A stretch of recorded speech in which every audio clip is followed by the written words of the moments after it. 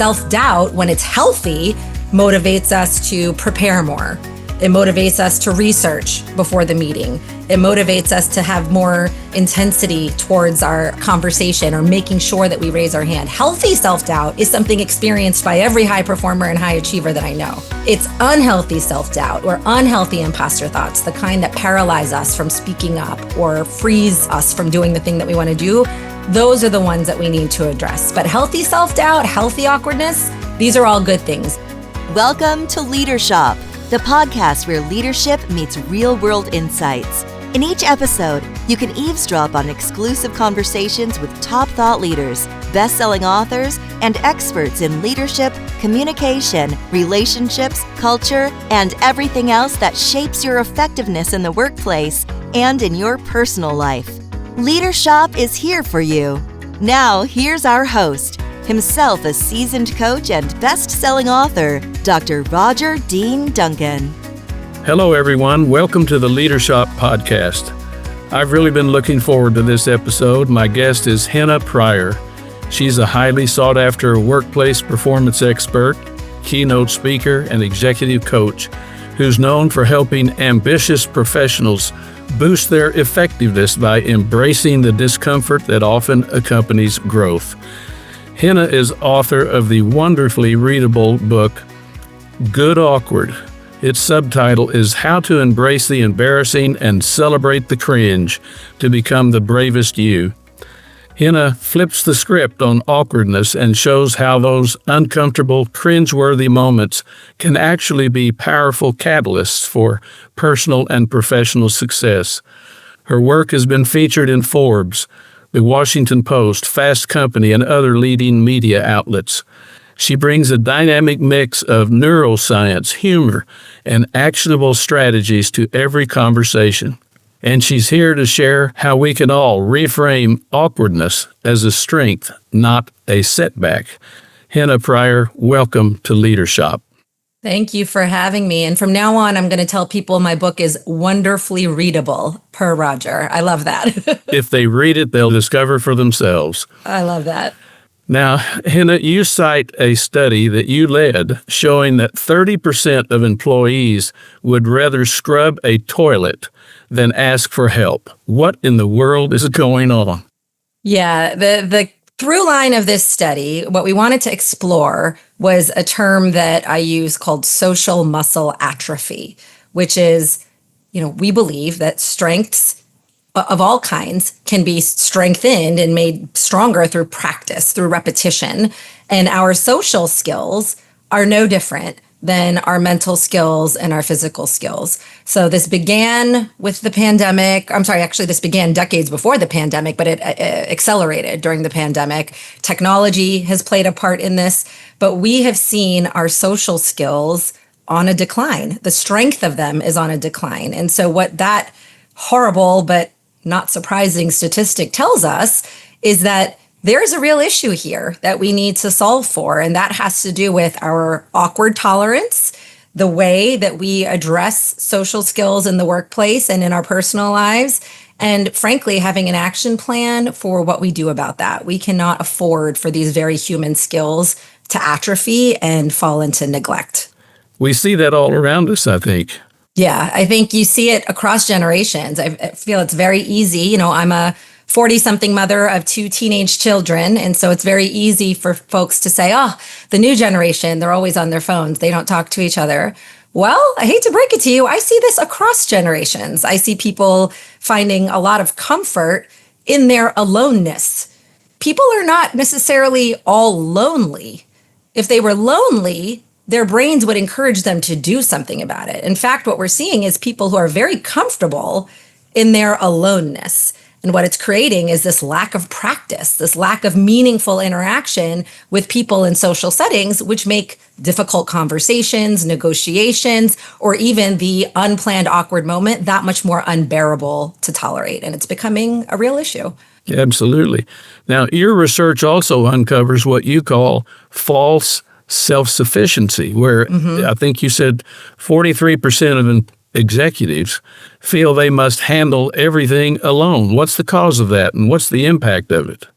Yeah, so self-sufficiency, as you described, is this idea that we think we should go it alone or that we can go alone without help. And so what really has contributed to that is that leaders increasingly are falling into this false belief that they should know it all and they should have all the answers. It becomes an exercise in preserving whatever existing gains they've made, right? Their gains in reputation, their gains in expertise. And so rather than asking for help, rather than collaborating, they've taken on this idea of I should do it for myself. Add to that the decline in social repetition, right? We don't get these social interactions at the degree we used to. Sometimes it's due to being in hybrid workplaces. Sometimes it's just even when we're in an office, I'm finding more and more people telling me, hey, even when I'm in the office, I'm messaging my colleague down the hall. Yeah, They're right. not getting up, right, and having the conversation. And so all of this kind of combined into one big stew means leaders are increasingly thinking to themselves, I need to go it alone. I should have the answers versus let me reach out, let me ask for help. Well, that focus makes it impossible to develop future leaders then, if they're trying to do it all themselves. Correct. I mean, it's doing it all themselves or at least trying very desperately to hold on to the perception that they don't require help or they don't Right. require collaboration. Even if they could do it, they don't want people to think they need it or that they want it. And so it's a little bit of a dissonance there. Yes. What's the difference between being awkward and being inept? This is so important to me because too often I hear people use those terms interchangeably. And by definition, they couldn't be more different. So awkwardness is a social emotion of discomfort. So you feel uncomfortable, yes, but it's a bit more specific than that. It's a social emotion, meaning we don't tend to feel awkward when we're by ourselves. If you've tripped over your own 2 feet or you've mispronounced a name in preparation for a presentation, but no one was there to see you or hear you, we don't typically feel awkward. It is a social emotion, but most importantly, it is a momentary feeling. There's no such thing as an objectively awkward person. That is the incorrect use of the term. It is a momentary, temporary feeling versus ineptitude, by definition, that actually implies a deep lack of competence or skill. So one of these things is a temporary feeling. I feel awkward right now. The other is a functional failure. It's a lack of competence or skill in another area. Those two things are not the same. And in fact, I would argue don't have that much to do with one another. They have a little bit of a slice on the Venn diagram, but not as much as we like to give it. Well, as you say that, I'm thinking about some of the people I've worked with who are enormously competent and extremely well regarded, and they're sometimes awkward. And their awkwardness, at least in my view, is almost endearing. It's part of who they are, and it's okay. Right. It's not a deficiency. So I can't remember which example I actually ultimately went with in the book, but I was thinking of examples of people who I wouldn't want to be inept. For example, an anesthesiologist. I don't want an inept anesthesiologist. I don't want an inept tax accountant. But if they're awkward, that's just fine with me.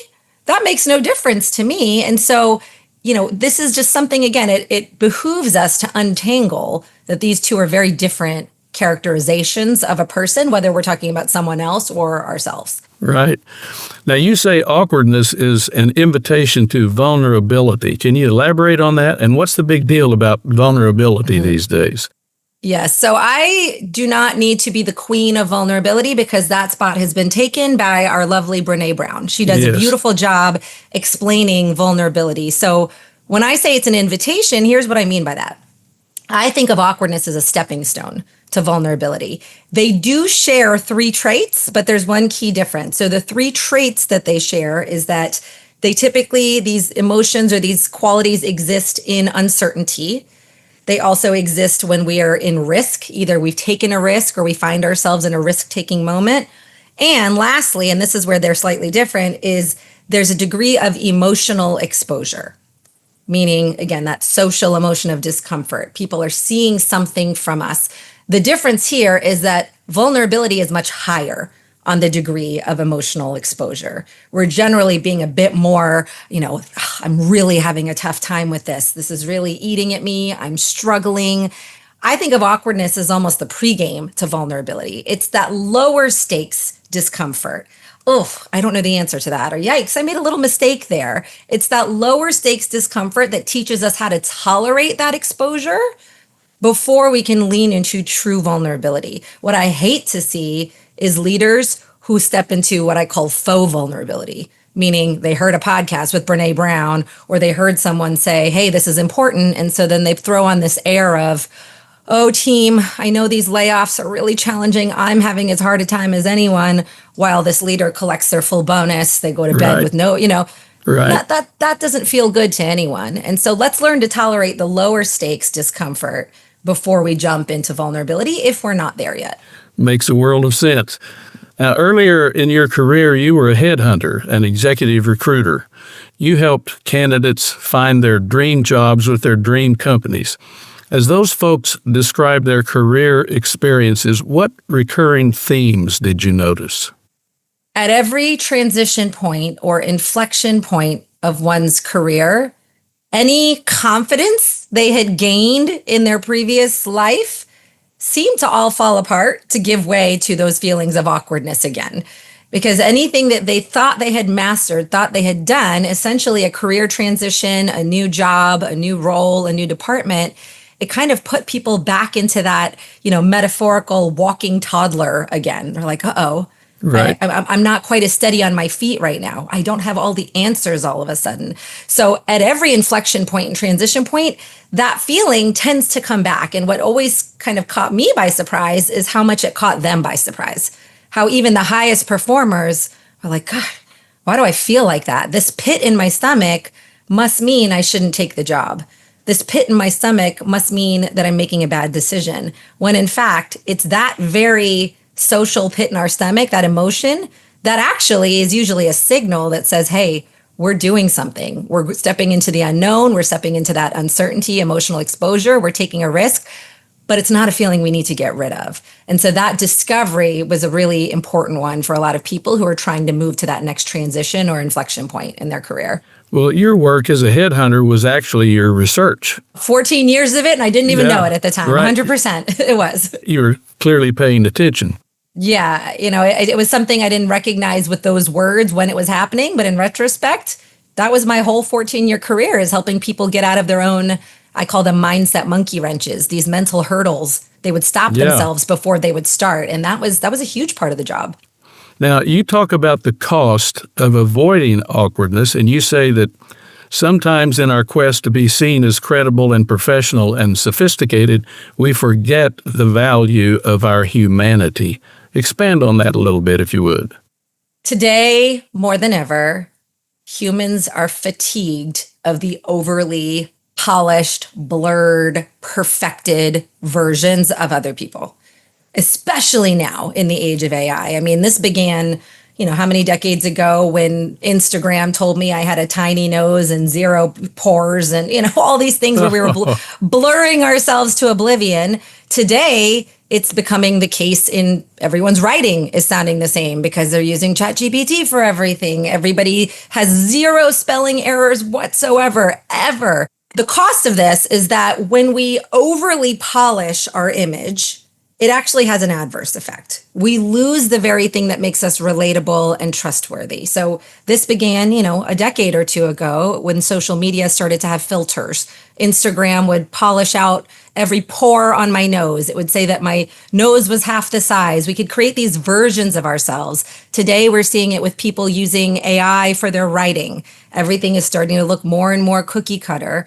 And there is a cost to all of that. When we overly polish our images, our writing to avoid awkwardness, to avoid imperfection, to avoid blunder, we actually lose the very thing that makes us relatable and trustworthy to others. We are no longer interested in these perfect versions of ourselves because all that does is kick up our own insecurity, kick up our own boredom, quite frankly. And so another metaphor I've always thought of for this is if you were to go to a store that made bread, and let's just say on the shelf they had Wonder Bread available, right? Wonder Bread's been around for decades. It's even, it's cookie cutter. You know exactly what you're going to get. It's good fish bait, by the way. Good fish bait, but it's, it's cheap bread. It's cheap uniform bread. And then next to it, you see the beautiful artisanal loaf. Now, here's what makes that loaf beautiful. It is burnt on one side. It is probably a little bit misshapen. There's cracks in it, and yet we are paying $2.99 for the Wonder Bread and $10.99 for that joke of artisanal bread. Right. It is worth all of our effort to allow ourselves to be bumpy bread. That other stuff is becoming a commodity, and it's becoming less and less interesting by the minute. Now, you touched on this, but let's go back a little bit. What effect did the COVID pandemic have on people's social skills and sensitivities? Yeah, a significant one. And so when we talk about awkwardness as an emotion, I think sometimes people see the title of my book and they say, oh, you wrote a book about introversion. You know, good awkward. We must be talking about introverts. So listeners, I am not an introvert. I am an extrovert. I'm a textbook extrovert. And something that we learned during the pandemic is that feeling the struggle of our social muscles declining is not unique to introverts. So what the pandemic did was it atrophied our social muscles by stripping away everyday interactions. By design, we had to. We weren't having them anymore. We weren't meeting people outside of a very small circle. We weren't seeing them. And what that does is when you don't lift those muscles or use those muscles, they start to weaken. They start to atrophy. So when we did start seeing people again, first conference, first meeting, first in-person experience at a restaurant, we were actually statistically less tolerant of awkwardness and more anxious in what used to feel like a routine moment. Now, this isn't just pandemic. We knew this was true because researchers had studied astronauts, polar explorers, prisoners. These are people who were more isolated by virtue of their job or their circumstance. And they studied the fact that these folks, when they would return to group settings, had an atrophy of their social muscles. And after COVID, even extroverts among us were like, oh yeah, I forgot how to people. Are we shaking hands? Are we talking? Are we getting close? I can't read your face. Are you angry at me? Are you happy with me? Right. We felt that feeling for the first time. And so that became a strong proof point of how these muscles can really be affected when they're underused. I'll just say, Henna, that the language patterns that you are using to describe all of this are very helpful, very illuminating. The words you're using, I'm looking forward to listening to this episode several times, frankly. Thank you. And I hope our listeners will listen to it more than once. Now, empathy, you say, is an awkwardness accelerator. Tell us what that means. This one always catches people by surprise. And honestly, it was one of my favorite findings in the research. I did not know about this until I read about it. So first things first, empathy is a good thing. In the moment in time that we live in, I live in the United States. I know, Roger, you do too. We could use more empathy. I am not saying empathy is a bad thing. Right. But there is a specific type of empathy that can actually cause problems for people who are trying to take more risks or be more bold or put themselves out there more. And it's called EEE. It's a phenomenon referred to as easily empathetically embarrassed. Another term for it is vicarious embarrassment or secondhand embarrassment. And what this means is that some of us feel secondhand embarrassment, meaning we feel embarrassed when somebody else does something embarrassing. We can feel that so intensely that it can either build connection, meaning we move towards that person, but often it can paralyze us with judgment and fear. Meaning somebody else, let's say, gets up to speak at a podium, they mispronounce someone's name, and even though we're not the one speaking at the podium, we cannot help but feel every ounce of that embarrassment on their behalf. We want to crawl underneath the chair. We cannot handle it. We cannot tolerate it. Why is that a problem in excess? Because number one, they may not even be feeling it. So why are you taking that on? And number two, if you are so easily empathetically embarrassed for someone else, it is going to make it very hard for you to take chances yourself. For you to put yourself out there yourself. The teenagers, everything they call, again, I have two teenagers, they call everything cringe. Everybody's cringe. Everything's cringe. Well, you know what cringe means? That means someone over there is doing something that is different than everyone else. So I teach my kids, please be cringe regularly. If that means you're standing out when everyone else is desperately trying to blend in, then I'd like you to become excited about cringe. This is not a bad thing. Right. Now, in managing moments of awkwardness, what's the role of the stories that we tell ourselves, and how can we reframe our stories so they're more helpful to us? Yeah, this has everything to do with our internal narratives. So when it comes to most emotions that have a little bit of a grip on how we walk through the world, whether we realize it or not, we are telling ourselves an internal story about that experience. So sometimes it happens in lightning speed. Sometimes we hold that story into the shower, into the car, that experience that we just had. And it's whether we tell that story as a story of shame or a story of growth that really dictates how we take action in the future. So if we have an embarrassing or awkward moment, let's say we misspoke in a meeting and someone says, Henna, we talked about that already. Weren't you listening? And I'm mortified with shame, right? I'm embarrassed. Now, it's what I do next. That can happen. No judgment. Sure. If that's an embarrassing, that's human. But it's, am I allowing myself to get hooked by that awkwardness or that embarrassment? Or can I tell myself a different story? So is the story, oh my God, Henna, you idiot. I can't believe you did that. You should never speak up in a meeting again. Or can I intentionally take a pause after that meeting and say to myself, didn't go the way you wanted it to, but you spoke up in that meeting, which is something that you don't normally do. And so this is something that can be referred to as a redemption story. And instead of telling yourself a contamination story, a story that contaminates your future choices, can you pause just for a moment to find the redemption story? That is going to be a key habit to build if you want to unlock some courage and find forward movement in the future versus getting stuck in a cycle of not doing. Sounds like it's about self-awareness of the stories we tell and the effect that they can have on us. The stories we tell, and just, if we're going to take it a tiny step further, is where do those stories come from?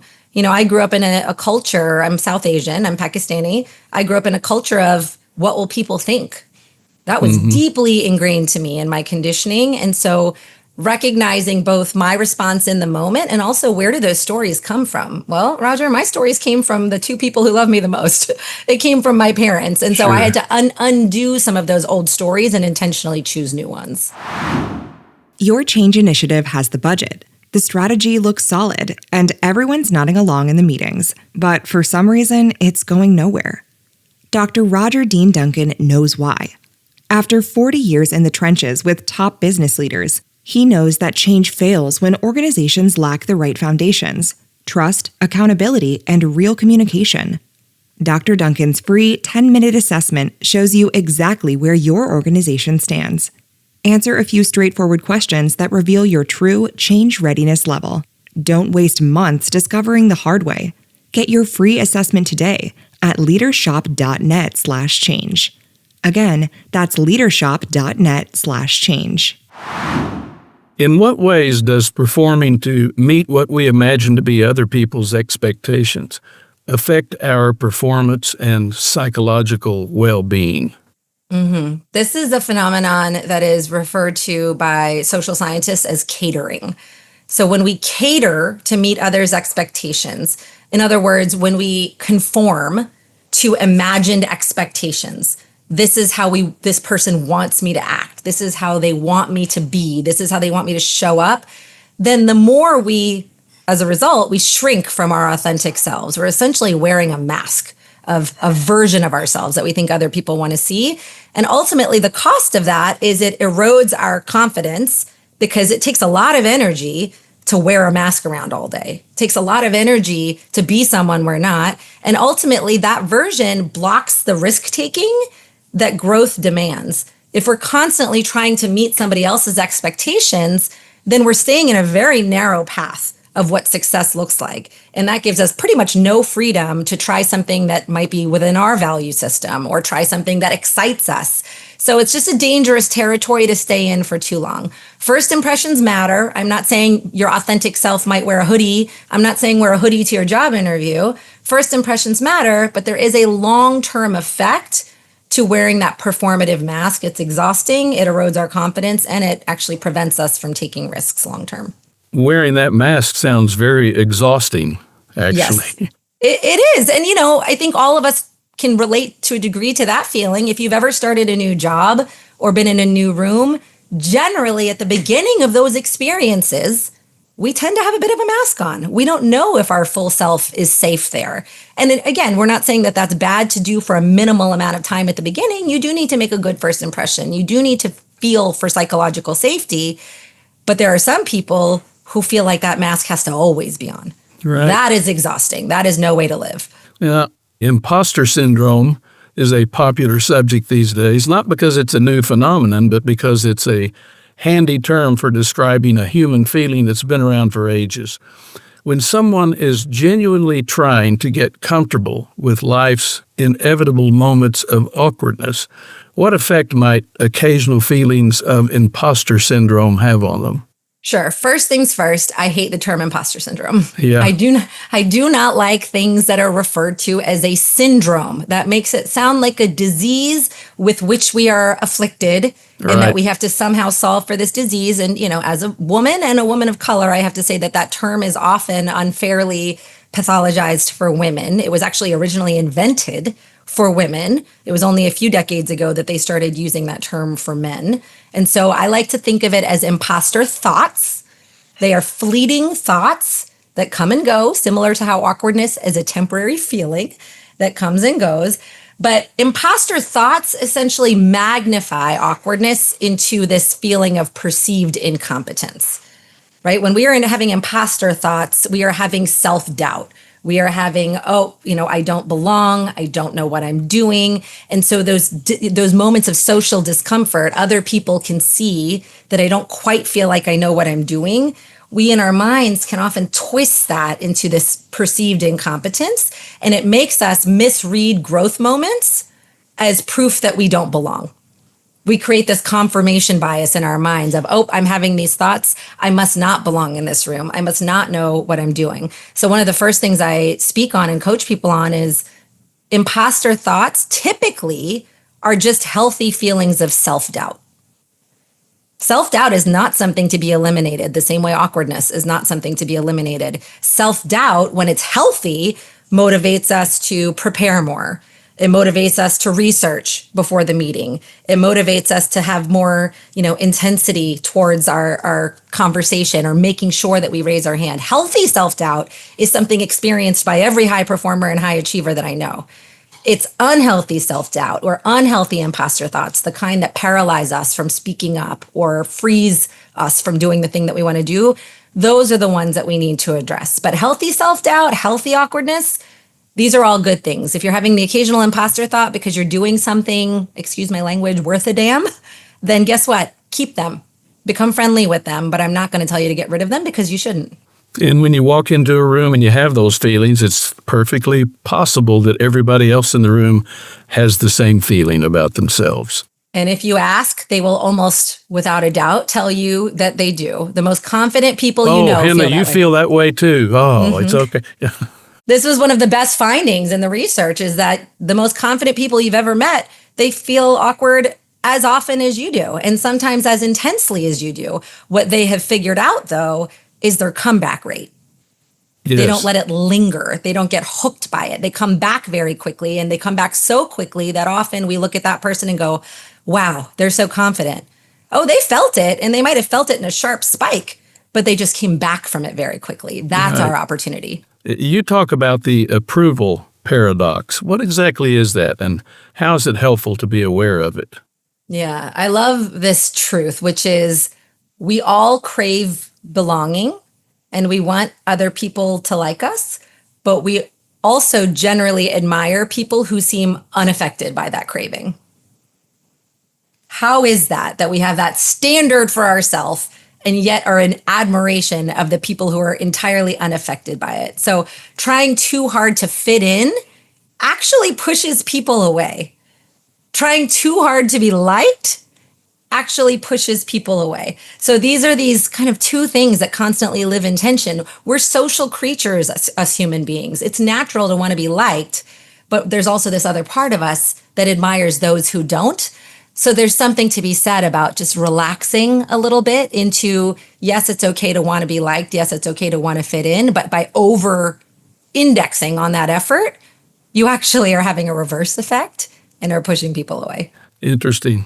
Now, how can rehearsal and repetition help someone deal with a potentially awkward situation? Social muscles are like any muscle. So if you imagine yourself going to the gym and lifting weights and, getting a little bit stronger over time, our social muscle is the same way. Similarly, like we talked about earlier, if you don't go to the gym for 2 years and then you try to pick up a heavy weight, that is not going to feel very good. In fact, you'll probably injure yourself. So rehearsal and repetition are the sort of proverbial push-ups for social moments, especially in awkward situation. If you can practice for awkward moments, difficult conversations, what you're doing, even though you're never going to be able to practice for every situation, what you're doing is you're building that social and mental muscle memory. It helps you feel more prepared and less flustered when one of those real moments inevitably hits. So if somebody says something that makes you very uncomfortable, do you have a talk track that you can practice with a friend? Is there a way that you can diffuse humor? Ironically, the avoidance of awkwardness increases awkwardness. So one of the best things you can practice saying is, "Ooh, that was awkward." Pop the bubble. Yeah, exactly. Clear the tension. But practicing those phrases or practicing using humor is the way that you will feel empowered to actually use those tools in the moments when you need them. But if you don't have any practice saying them, then it's never going to come out of your mouth naturally. So that repetition and rehearsal is really important. Self-directed humor can be very helpful. Yes, honestly, it's my favorite tactic, but I know it's not for everyone, but it's my personal favorite. Now, in our age of Zoom and other communication platforms, what good awkward suggestions do you have for people who conduct most of their meetings remotely? We still see them all the time. Years after the pandemic, some of us are talking and we're still on mute, right? Somebody's dog runs through the background. The child is home on summer vacation now and tugging at the pants sleeve. My best advice is name it early. Name the weirdness out loud. Invite imperfection early. Hey, Roger, truth, my kids are in the kitchen right now. I told them, please don't get on the internet because it's going to mess up my signal for this podcast. So if that happens, invite it in early. And what I'm also doing in return is I'm inviting you to humanize yourself. If your dog comes into the background and I happen to spot it, we've made it okay. Humanize the screen. Spend 2 to 5 minutes at the beginning of a Zoom meeting asking people to share cracked egg stories or have a bad idea brainstorm. Essentially inviting these moments of humanity and imperfection. When you do that, you build connection faster, that natural humanity and connection faster, because you're dropping the script, you're bringing your guard down, and you're embracing that stumbly bit, the bumpy edges early on. And ironically, what research finds is that when you do that in the first few minutes, the rest of the meeting is more creative, it's more generative, it's more innovative, because from the jump, what we've done is we've allowed people to take that mask off. Yes. That mask we talked about earlier, essentially it's a permission slip to say, I just showed you my situation. Feel free to take off your mask here too. We're just going to keep it real. That invitation at the beginning is so powerful. Now, you just used a term that certainly got my attention. Bad idea brainstorm. Tell us what that is. How does it work? Yeah, I advise leaders to do this regularly, just for a couple meetings, a couple minutes or a couple meetings. Invite people to share deliberately, quote unquote, bad or unrealistic ideas. Now, leaders will immediately say to me, why would we do that? Why would we share bad ideas? Well, a couple reasons. Number one is this idea that you might think is unrealistic. When we collect ideas from the group, sometimes and more often than not, there's an idea in there that's not as unrealistic as we thought, right? There's a piece of gold in there where people are like, actually, we could do something like that, maybe.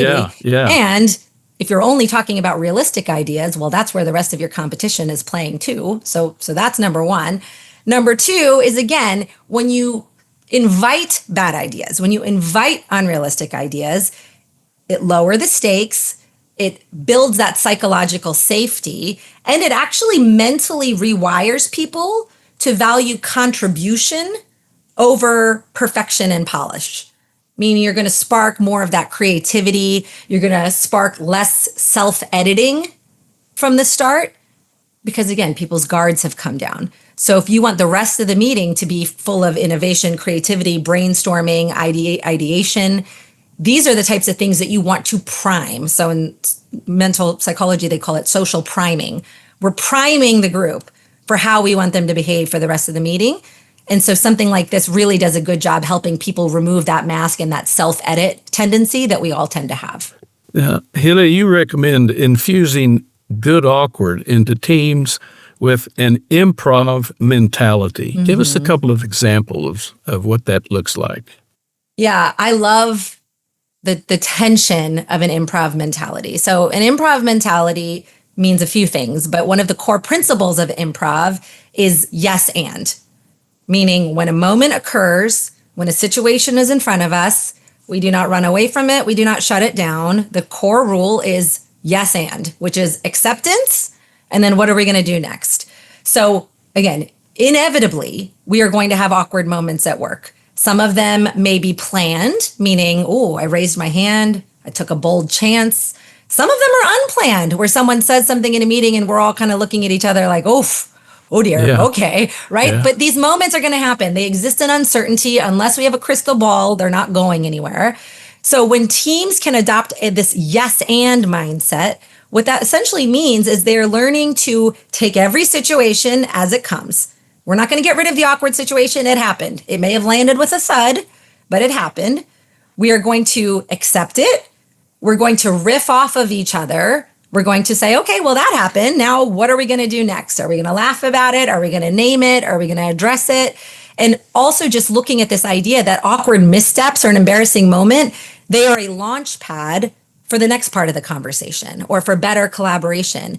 In an improv actor's world or an improv comedy actor's world, what they will do is, let's say, Roger, we're going to pretend we're at a Pakistani music festival. And you're thinking, Henna, I hate music festivals. But rather than saying that, a yes and might be, yes, and this is my first Pakistani music festival because I've never been to one and I don't know what to expect. I have to admit that I'm quite nervous.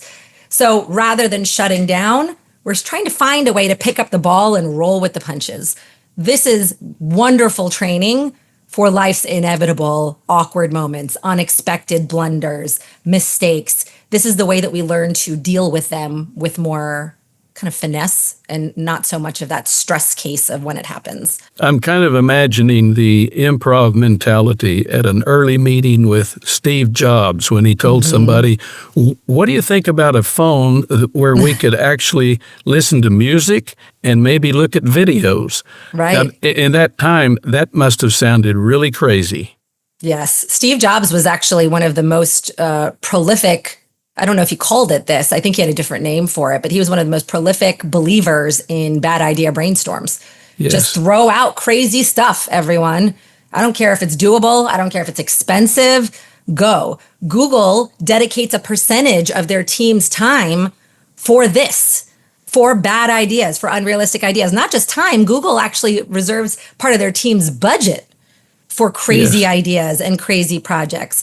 But if we don't intentionally, and this is a really key word, if we don't intentionally create space for these ideas, this mentality, this sounds insane or this went sideways, let's figure out how we're going to deal with it next, then it really creates the sort of mindset in a culture of we just need to stay on track.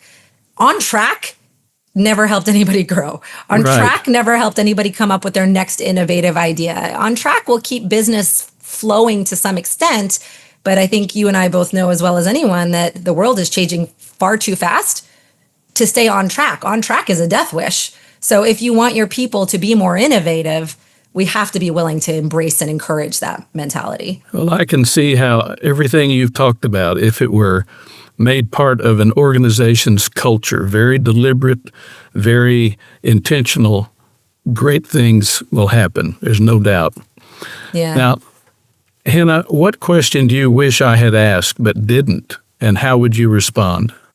I would love if you asked me a little something about the role of AI and our tolerance for awkwardness and social emotion. And so, tell us what your thoughts are there. Yeah. Well, AI is on a lot of people's minds, and Yes. you've touched on it about no spelling errors, etc. sure.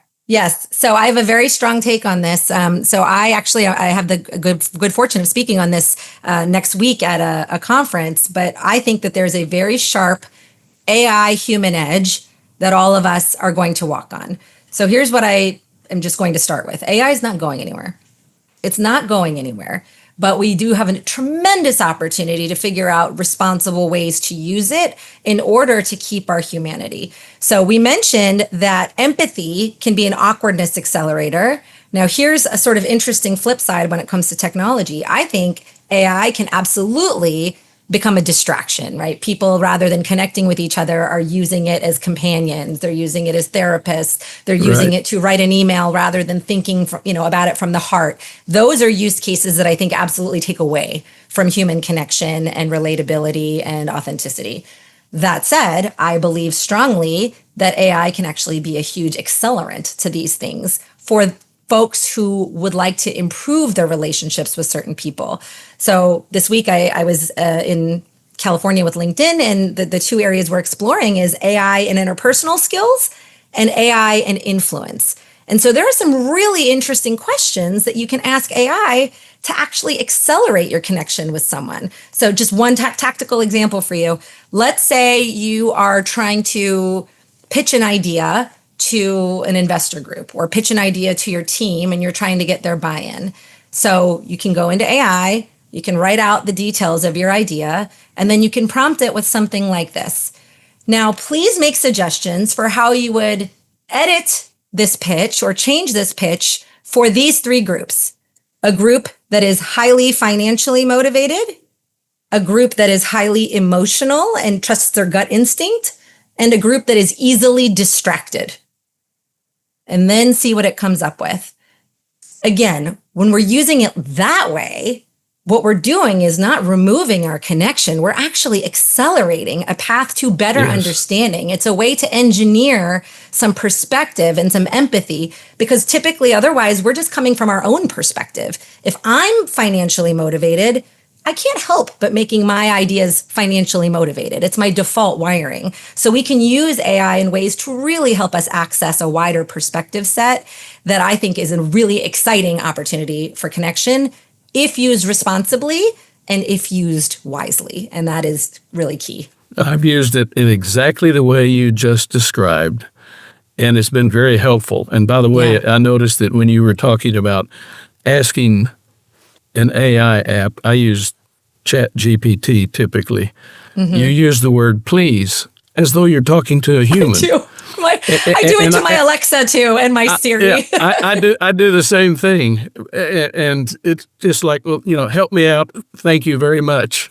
Yeah. So, well, what's funny, Roger, is I recognize fully that that's not necessary, and I believe that repetition creates neural wiring. It's not even I believe. Scientifically, repetition builds neural connection. It builds neural wiring. And I want to be the person who defaults to please. I want that to be my autopilot for whether I'm talking to a person, whether I'm writing in an email, whether I'm talking to AI. And the more I am who I am in all places, it reinforces the identity that I want to have. So are those additional characters adding anything to the quality of my response? No, but I do believe that they are adding something to the quality of the identity that I want to hold. And so I'm going to keep doing it.